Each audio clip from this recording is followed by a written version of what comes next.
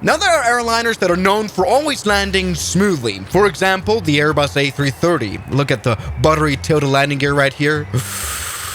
Oh yeah, the passengers don't feel a thing, I imagine. The 777 has a relatively similar tendency. Look at the beautiful tilted landing gear. Yeah, look at that. And yes, even small airliners like the A320 have always had relatively good landings in that one. Oh yeah, beautiful. But there are also airliners that are known for landing a little bit on the harder side. For example, the Boeing 767. Oh yeah, the passengers definitely felt that one. The 767 has many hard landings. Oh, that was really not good. That are even known for having broken the plane. For example, this ANA 767, which ended up having a creased fuselage, absolutely broken after this landing right here. Oh no, that really didn't go well. And this happened several times. Former United pilot loses lawsuit over $1 million damage from hard 767 landing back in 2023. It's usual that you notice that you've arrived when you land in a 767. Yeah, that's one. Here's another passenger view from JFK. Let's see if the passengers notice that they have actually touched down in New York. Yeah, quite noticeable. Hard 767 landing in Houston on United Airlines. Let's take a look. Yeah, that's noticeable, and you can hear the passengers' feedback on that immediately. I don't know what that emote is, but it's there. But the observation that the 767 lands a little bit harder than most other airliners is not only mine. 767 landings. I've been on exactly 8 767 flights with Air Canada, Delta, KLM, and American Airlines. For some reason, they always take off real smoothly, but then the landings are unusually hard. And so you may wonder, well, why is that so? This is the 767-300ER, and I mean, the 767 has a very interesting design. First of all, the winglets are bigger than on any other airliner. Almost looks surreal. But the main reason this plane lands a bit harder, you notice once the plane takes off, because it is all about the landing gear geometry, which is interesting in the 767. See, this plane also has a tilted landing gear, just like, for example, the 757, but instead of being tilted backwards, it's very obviously tilted forward. The forward wheels touch down first. And that always means that the landing won't be as dampened. The passengers can immediately feel that energy of touchdown. Also, this landing gear is quite tall. The plane stands relatively tall, and it's quite stiff. The shock absorber doesn't have much travel, which is great for strength and reliability, but not great for maximum softness. But you know what? I kind of want to achieve maximum softness. Can I be the only 767 smooth landing? Let's find out. You're okay. You're okay. Let's do it. 10. Floater. Long landing. Very long landing. God damn it, no! I hope that was smooth enough.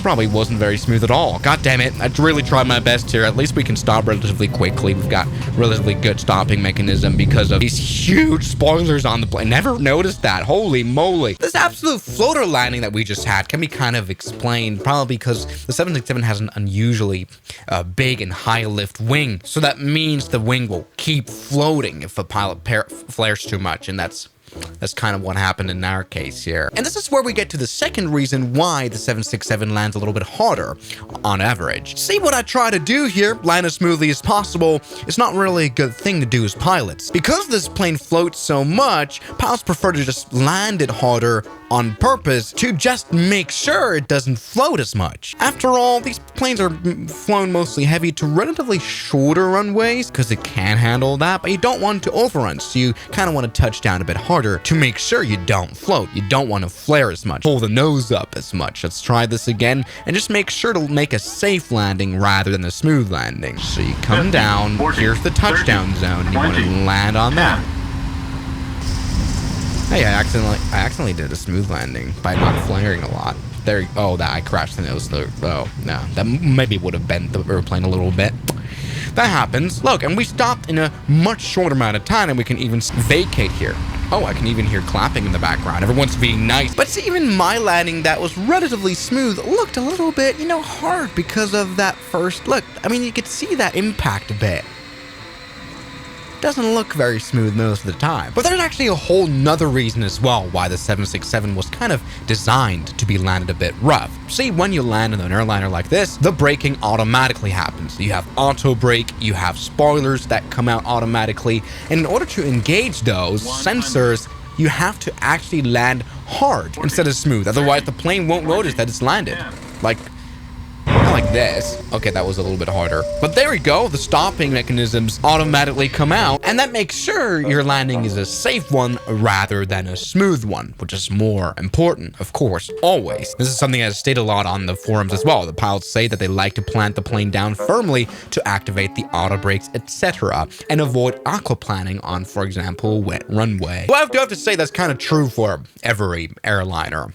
You know, it's kind of called a positive touchdown, where you let the plane know, all right, we've touched down, stop now. Which we did now. After all, the 767 is a bit of an older plane, a bit of a workhorse. It's not your automatically flying Airbus A350. And so that can lead to a lot of landings like this. This is a bit of a crosswind landing, to be honest.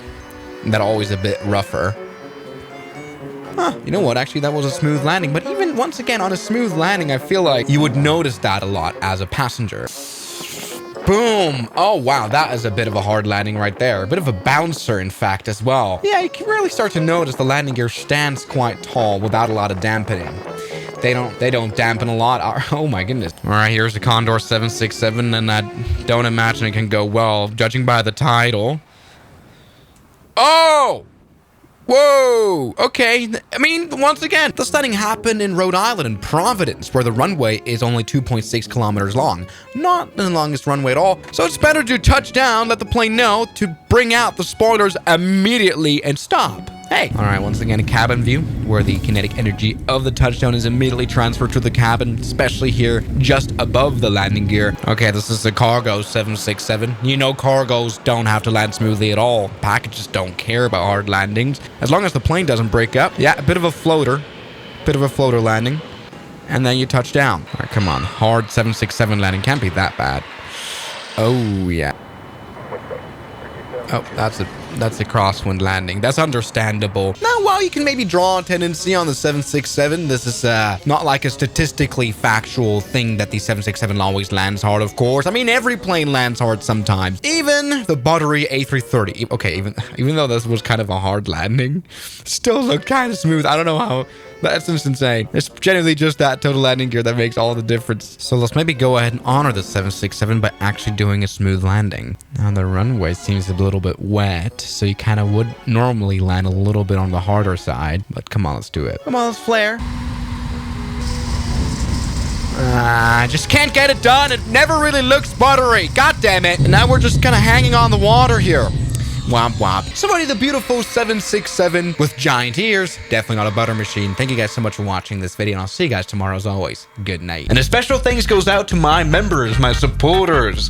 Guns Killer, R27, James Duram, that dude, Anime Gods of Gaming, Derek, Insider Plane, Nishijitsu Fanner, Professional Jamal, Ryland Williams, and New the York. You've got beautiful names.